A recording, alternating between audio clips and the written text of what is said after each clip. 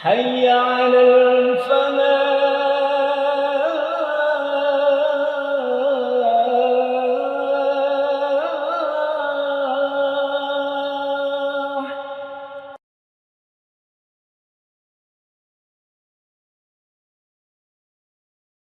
Bismillahirrahmanirrahim. Assalamualaikum warahmatullahi wabarakatuh.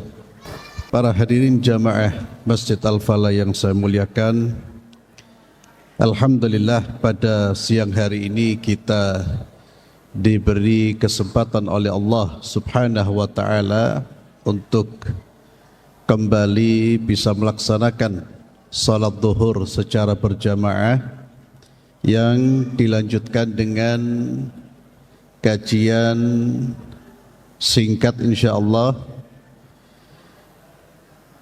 Pada siang hari ini kita akan melanjutkan kajian kita ini dengan membahas sedikit terkait dengan seorang sahabat yang mulia, yaitu Utsman bin Affan radhiyallahu tabaraka wa ta'ala anhu. Kita membaca sekilas dari biografi beliau, keteladanan yang bisa kita teladani dari beliau. Beliau merupakan salah seorang sahabat Nabi kita Muhammad sallallahu alaihi wasallam yang juga termasuk mantunya Nabi kita Muhammad sallallahu alaihi wasallam. Karena dua putri beliau, dua putri Nabi dinikahi oleh Utsman. Tentu tidak secara bersamaan. Satu putrinya Ruqayyah, kemudian Ummu Kulthum. Ma'asyiral muslimin, a'azzallahu wa iyyakum, Utsman bin Affan radhiyallahu anhu, seperti yang telah kita bahas pada bulan yang lalu, beliau adalah sosok sahabat yang sangat kaya. Bukan hanya kaya, tapi sangat kaya. Hartanya berlimpah. Namun kekayaan beliau tidak menjadikan beliau sebagai sosok yang arogan. Kekayaan beliau tidak menjadikan beliau sebagai sosok yang mutakabbir, yang sombong. Justru beliau dikenal sebagai sosok yang halus, lembut, tawadhu, dan sangat kuat rasa malunya. Beliau dikenal sebagai sosok yang pemalu. Begitu kuat rasa malunya, sifat malunya, sampai-sampai para malaikat pun malu di hadapan Utsman. Ada satu riwayat yang menjelaskan bagaimana kedudukan Utsman di mata Rasulullah sallallahu alaihi wasallam dan bagaimana kuatnya, besarnya rasa malu yang dimiliki oleh Utsman. Pernah suatu kali Aisyah radhiyallahu anha bercerita, kana Rasulullah sallallahu alaihi wasallam muttaji'an fi baiti kashifan an fakhidai asaqai. Nabi sallallahu alaihi wasallam pernah muttaji'ah. Beliau sedang bersantai di rumahku, berbaring di rumahku, sedangkan paha atau sak betisnya tersingkap. Lalu Abu Bakar masuk ingin menemui beliau, meminta izin kepada beliau. Nabi pun mengizinkan tanpa merubah posisi.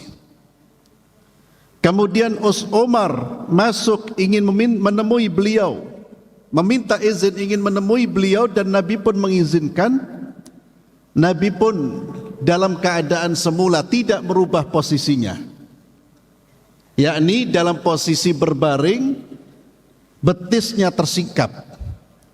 Namun ketika Utsman ibn Affan meminta izin masuk ingin menemui Rasulullah sallallahu alaihi wasallam, maka beliau pun mengizinkan Utsman untuk masuk menemui Nabi, namun Nabi pun merubah posisinya. Beliau pun merubah posisinya, beliau duduk dan menutup betis atau pahanya. Kemudian hal itu ditanyakan kepada Rasulullah sallallahu alaihi wasallam. Ya Rasulullah, Abu Bakar masuk menemuimu sedangkan kau dalam kondisi berbaring tersingkap betismu. Umar menemuimu, engkau pun dalam kondisi berbaring tersingkap betismu. Namun kenapa ketika Utsman ingin masuk menemuimu, engkau pun merubah posisi dudukmu, merubah posisimu dan engkau duduk dan menutup betismu? Kata baginda Muhammad sallallahu alaihi wasallam, ala astahi min rajulin tastahyi minhul malaikah. Bagaimana saya tidak malu menemui atau bertemu dengan Utsman, sedangkan malaikat saja malu kalau ketemu dengan Utsman. Ini menjelaskan bagaimana sifat malunya Utsman radhiyallahu anhu. Malu kepada Allah, malu di hadapan hamba-hamba Allah, padahal beliau adalah seorang saudagar, miliarder, orang terkaya di antara orang-orang kaya pada saat itu. Ini kebalikan dari sebagian orang yang ketika memiliki kekayaan, bertambah kekayaan, terkadang rasa malunya berkurang, tawadhu'nya berkurang, rendah hatinya berkurang. Semakin kaya semakin berkurang sikap tawadhu, rendah hati dan rasa malunya. Tidak demikian dengan sosok Utsman ibn Affan radhiyallahu tabaraka wa ta'ala an.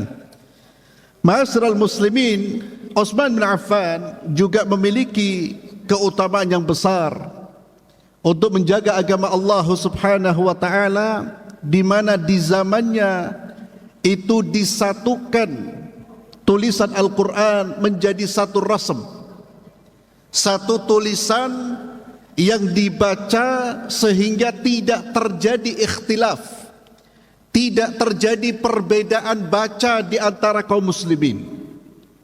Karena kita tahu orang Arab itu punya banyak kabilah, dialeknya berbeda-beda. Mereka membaca satu ayat Al-Quranul Karim dengan tulisan yang sama tapi dengan bacaan yang berbeda. Di zaman Nabi hal itu dibiarkan karena tidak merubah makna. Namun ketika kaum muslimin semakin banyak jumlahnya, umat Islam semakin tersebar di pelosok-pelosok negeri, sampai terjadi pada zaman Utsman bin Affan sebagaimana berita yang disampaikan oleh Hudzaifah bin Yaman, terjadi perbedaan baca yang menimbulkan perselisihan tajam di antara mereka. Masing-masing mengatakan inilah bacaan yang benar, yang lain mengatakan inilah bacaan yang benar, dialek inilah yang pantas untuk diterapkan. Itu terjadi karena perbedaan dialek, yang kemudian hal tersebut menyebabkan Utsman bin Affan radhiyallahu tabaraka wa taala anhu mengumpulkan beberapa orang sahabat, lalu mengumpulkan nuskhah, salinan-salinan Al-Quran yang ditulis pada zaman Abu Bakar, dikumpulkan dan ditulis dengan tulisan yang disepakati oleh para sahabat saat itu, yang menjadi bacaan Quran kita hari ini. Maka kalau antum membuka kitab Al-Quran, ini ada tulisan Quran ini berdasarkan rasm Utsmani. Ya, rasm Utsmani itu artinya berdasarkan tulisan yang disepakati di zaman Utsman bin Affan. Utsmani merujuk kepada nama Utsman bin Affan. Ini salah satu upaya beliau untuk menyatukan umat Islam, untuk mempersatukan umat Islam. Kemudian ma'asyiral muslimin, a'azzallahu ayyakum, Utsman bin Affan radhiyallahu tabaraka wa ta'ala an, beliau memiliki keutamaan dengan menyedekahkan, menginfakkan hartanya di jalan Allah, memperluas masjid Rasulullah sallallahu alaihi wasallam, Dan di antara keutamaan beliau, beliau adalah orang yang paling sering mengkhatamkan Al-Quran. Orang yang sangat cinta dengan Al-Quran. Bertumpuknya harta, bergelimangnya harta tidak membuat Utsman kemudian tersibukkan dengan duniawi dan lalai dari membaca Al-Quranul Karim. Kita mohon maaf kadang-kadang harta yang gak banyak, kesibukan yang juga tidak terlalu, tapi gak baca Quran. Gak tahu sibuk dengan apa kita. Kadang-kadang tersibukkan dengan berita-berita yang tidak ada manfaatnya, dengan berita-berita yang dimunculkan di WhatsApp kita, medsos kita. Utsman bin Affan radhiyallahu anhu sampai beliau sering mengkhatamkan Al-Quran dalam satu hari. Dan beliau pun ketika terbunuh, beliau sedang membaca Al-Quranul Karim. Dan salah satu nasihat Utsman bin Affan radhiyallahu anhu yang patut kita renungkan, dan ini menjadi tolok ukur kecintaan kita kepada Allah dan kebersihan hati kita. Kata Utsman bin Affan, wallahi law tahurat qulubukum ma syabi'tum min kalami rabbikum. Demi Allah, kata Utsman, seandainya hati kalian bersih, kalian tidak akan kenyang, kalian tidak akan pernah berhenti membaca kalam firman dari Tuhan kalian. Kalau hati kalian bersih, maka di antara tanda kebersihan hati kita, di antara tandanya, cirinya adalah mencintai kalam Allah, mencintai firman Allah subhanahu wa ta'ala. Tidak mungkin hati orang beriman yang bersih kemudian dia lalai dari mengingat Allah, lalai dari membaca kalam Allah. Ma'asyiral muslimin a'azzallahu ayyakum, banyak hadis-hadis Nabi kita Muhammad sallallahu alaihi wasallam yang menjelaskan tentang Utsman, keutamaannya. Dan Utsman ini salah satu sahabat yang sudah mendapatkan jaminan syurga sebagaimana disebutkan di dalam hadis-hadis yang sahih. Tentunya banyak hadis, namun saya tidak akan membacakan semua hadis. Yang ingin kita sampaikan, yang ingin saya sampaikan di majlis yang mulia ini, ma'asyiral muslimin, Utsman bin Affan, salah satu sahabat yang di dalam buku-buku sejarah seringkali mendapatkan fitnah, tuduhan yang tidak benar. Bahkan di buku-buku sejarah di sekolah-sekolah kita, banyak buku-buku sejarah yang ditulis, termasuk yang diajarkan di sekolah-sekolah kita, yang berisi tuduhan-tuduhan miring kepada sahabat yang mulia Utsman bin Affan. Salah satu tuduhannya adalah Utsman ini adalah orang yang nepotisme, yang mengangkat kerabat, yang mengangkat saudara-saudaranya, kerabatnya menjadi pejabat-pejabat ketika Utsman menjabat sebagai khalifah. Dan Utsman tidak memberikan atau pilih kasih untuk menerapkan hukum Allah. Ini merupakan tuduhan yang batil, tuduhan yang tidak benar. Ma'asyiral muslimin, Utsman mendapatkan garansi syurga dari Allah dan Rasulnya. Utsman mendapatkan pujian dari Allah dan Rasulnya. Surat At-Taubah ayat 100 terkait dengan orang as-sabiqun al-awwalun, dan begitu banyak hadis-hadis Rasulullah. Tidak mungkin sosok yang mendapatkan garansi surga melakukan perbuatan-perbuatan nista seperti yang dituduhkan oleh sebagian orang. Ma'asyiral muslimin, tentunya Utsman adalah sosok, beliau adalah seorang manusia yang tentunya pasti berbuat salah. Tidak ada manusia yang tidak pernah berbuat salah, bahkan termasuk para sahabat Nabi kita Muhammad SAW. Namun kesalahan beliau dapat dihitung, kesalahan para sahabat dapat dihitung, dan kebaikan, keutamaannya menutup bertitik-titik kesalahan yang telah dilakukan dalam kehidupannya. Maka tidak mungkin seorang Utsman kemudian tidak menerapkan hukum Allah Azza wa Jalla atau pilih kasih dalam menerapkan hukum Allah. Naam, Utsman bin Affan mengangkat beberapa kerabatnya dalam pemerintahannya, tapi kerabat-kerabat yang punya kapabilitas, yang punya kompetensi, dan Utsman pun tegas. Hal ini pernah terjadi ma'asyiral muslimin ketika anak dari pamannya yang bernama Walid melakukan tindak kejahatan dan diprotes oleh beberapa orang. Sampailah berita ini kepada Utsman bin Affan, dan Utsman bin Affan pun menerapkan hukum dera bagi Al-Walid. Dia tidak pilih kasih. Dan inilah ma'asyiral muslimin ciri orang-orang yang beriman, bertindak adil, bersikap adil, bersikap objektif terhadap siapapun, sekalipun terkadang itu menyangkut dengan keluarganya. I'dilu huwa aqrabu littaqwa, kata Allah. Bertindak adillah, sesungguhnya itu sangat dekat dengan ketakwaan kepada Allah Subhanahu wa taala. Ma'asyiral muslimin, a'azzallahu wa iyyakum. Apa yang bisa kita petik pelajaran dari kisahnya Utsman? Yang pertama, ma'asyiral muslimin, mungkin ini pernah saya sampaikan tapi tidak mengapa kita ulang. Silakan kita menjadi orang kaya seperti Utsman. Silakan kita menjadi orang yang berharta seperti Abu Bakar, seperti Abdurrahman bin Auf. Namun ingat ma'asyiral muslimin, jadikan kekayaan kita, harta kita sebagai sarana untuk mendekatkan diri kepada Allah. Dan jangan sampai menjadikan kekayaan kita sebagai sarana untuk menjauhkan diri kita dari Allah, sarana untuk berbuat maksiat kepada Allah Subhanahu wa taala. Islam tidak melarang seseorang untuk menjadi miliarder.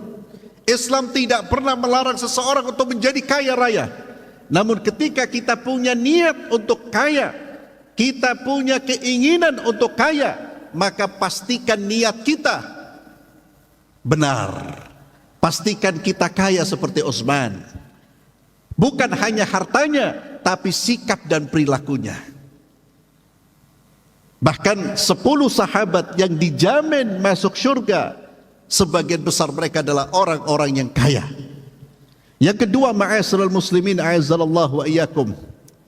Utsman ini sosok yang disebutkan, salah satu sosok yang disebutkan oleh Nabi sallallahu alaihi wasallam, sebaik-baik harta adalah harta yang dipegang oleh orang yang saleh. Oleh orang-orang yang saleh, itulah harta yang terbaik. Maka harta bisa menjadi sarana kebaikan dan harta bisa menjadi sarana keburukan bagi kita. Yang ketiga, ma'asyiral muslimin, pelajaran yang bisa kita petik dari sahabat Utsman radhiyallahu anhu, bagaimana upaya Utsman, kegigihan Utsman untuk terus memperjuangkan agama Allah. Beliau memiliki harta, beliau memiliki fikiran, kecerdasan, maka itulah potensi-potensi itulah yang beliau serahkan untuk menegakkan agama Allah, yang beliau kerahkan untuk menegakkan agama Allah. Ma'asyiral muslimin, kita diberi kekayaan oleh Allah, maka gunakan untuk berdakwah di jalan Allah. Kita diberi kemampuan untuk berfikir, memiliki ide-ide besar, maka gunakan untuk menegakkan agama Allah. Kita punya tenaga, gunakan untuk menegakkan agama Allah. Jadilah seorang muslim yang produktif. Jadilah seorang muslim yang punya kontribusi, punya andil demi menegakkan agama Allah, apapun posisi kita. Tidak harus dengan harta, dengan fikiran bisa. Tidak punya fikiran, tidak punya harta, minimal kita menjadi sosok muslim yang bisa dicontoh oleh saudara-saudara kita yang lain.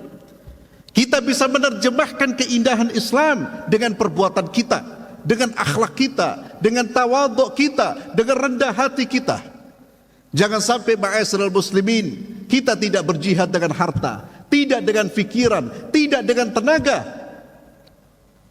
Itu pun tidak kita iringi dengan jihad kita dengan menunjukkan amal-amal kebaikan atau akhlak yang mulia. Di luar sana ma'asyiral muslimin, orang-orang yang belum mengenal Islam itu mempelajari Islam dari sikap kita, dari perbuatan kita. apalagi kita yang termasuk orang-orang yang gemar ke masjid. Maka tunjukkan kontribusi kita kepada agama Allah. Minimal menjadi orang-orang yang baik yang bisa diteladani di luar sana. Wallahu a'lam bissawab. Ini yang bisa saya sampaikan, mudah-mudahan bermanfaat. Kita tutup dengan doa kafaratul majlis. Subhanakallahumma bihamdik asyhadu an la ilaha illa anta astaghfiruka wa atubu ilaik. Assalamualaikum warahmatullahi wabarakatuh.